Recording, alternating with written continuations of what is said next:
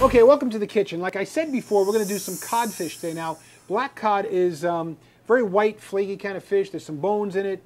You got to be a little careful when you're cooking it to make sure that you get some of the sinew in there. I'll show you all that, but first I thought we'd do the fish two different ways today. And the first is going to be with a crust. It's going to have a crust of potato and leek, which to me, the reason I'm going to do potato and leek is because recently we made a potato and leek soup here at the restaurant, and I just love those combinations. I guess the only thing that's not in this is the bacon that we have in the potato and leek. But actually, you know what? That wouldn't be a bad idea.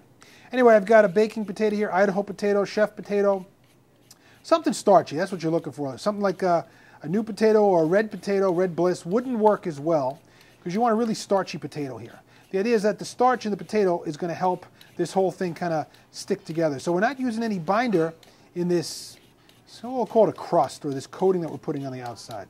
So anyway, we're just going to peel. Now, you don't have to peel the potato. If you wanted to do this whole thing with the skin on, you could. There's no reason why it wouldn't work. But I just think that you're doing a beautiful black cod. It's a great fish. It's a little pricey. It's got some great flavor to it. It's going to take on some really nice flavors as well with these other ingredients. But I don't want to change the color. I want this to kind of be like a white and green looking kind of crusting to this. I just thought the best way to do this is we grab the potato, and we're going to start here, just like this. Now, if you have a potato ricer, that would work. I don't have a potato ricer, but the idea is that you want to do this. You want to get it, see what we have here? Okay, so what we're going to do is we're going to clean our leeks here. What we have to do is make sure that we rinse this because there can be some dirt. Now, there's a bunch of rule of thumbs. Some people say you want to eat the green part or the white part or both or neither. Or what I'll do is I cut the end off here, okay? And Matt, get a look in there. See how it's kind of packed real tight? But there's layers of this thing. We're going to peel this apart. Now, a lot of people would say you should use both of it. I like using both. I use some of the green and the white. But today we're going to use just mostly the white part down this end here. See? Light green. So I'm just going to kind of make a couple slices. And take the whole thing like a dust broom. Just give it a quick rinse. So if there is any dirt inside, we get that dirt out. And you can do this if you find that you're getting some dirt out of that. You can do it, rinse it 2-3 times, and get all the dirt out. But I'm just going to steal a little bit like this, and we'll save this for something else right now. Okay, so we've kind of got it started here. We're just going to take a bunch of this. See how it just comes right apart? We're going to take a bunch of this, and we're just going to do some really fine chops.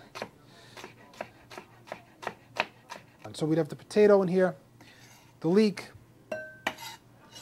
We'd season this next with a little bit of salt, a little bit of pepper. If you want to add a little something else, some fresh herbs, that's up to you. Bottom line, though, is we let all this stuff kind of just sit in the fridge for a little bit till we were ready to go. When we were ready to go, what we have is what I have here. Okay, so I've got some really nice kind of crust. See how dry that is, too? So we let that dry out. It's got the potato. It's got some leek in it. So what I have now is this really beautiful fillet of cod. Look at that. Now we're talking about how you keep this, you check through. There can be, see like down at the ends here especially, there can be a little sinew, there can be a little bit of bones. Sometimes, you know, right along the back here, you just feel along with your fingers. And there'd be little, if there are bones in there, little tiny pin bones, just grab a needle nose pliers and just kind of pull them out. This guy's pretty good. I'm going to add a little bit of butter to that. Okay, so we let that go for a minute. There we go. There we go. Okay, so we take a little bit of this butter, this oil, we get it hot. We're going to take some of our mix. And what you want to do is you want to mound a little bit of the mix up, which is the potatoes and the leeks and a little bit of salt and pepper. And you put a bit on the bottom, kind of keep it together. And then you take the fillet and put it right on top. Press it down. Now we're going to let that go. That's going to go for about, oh, I don't know, 6 or 7 minutes.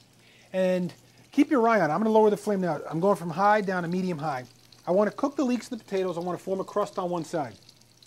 As soon as we do that, as soon as we get the crust to form, what you do is you take the whole thing with a spatula now. You grab one of your rubber spatulas. Let this go for about 5 or 6 minutes. Go in with a spatula, flip the whole thing over. And then what you want to do is you can always, you say, well, the fillet is awful thick. I'm afraid that I didn't cook it through. Well, I'll tell you the truth. What you can end up doing is you don't want to burn one side. So you'll see some of the potato on the outside starting to brown up. So before it gets really dark, what you do is you flip it over.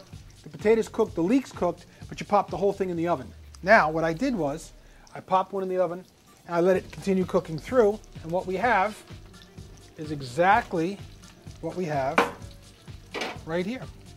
Now see how that looks? So on the one side, what we did was we potato leek on one side, we pan-seared the whole thing, we flipped it over, we put a mound on the other side as well.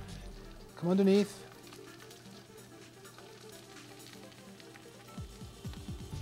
And there we go.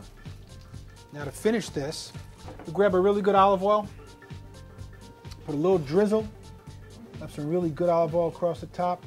You can do this if you want to with some more potatoes. Hey, that's very Italian, double starch. You can do this with some home fries. You can do this with garlic smashed. I think this thing, just like that, maybe a little Parmesan risotto on the bottom,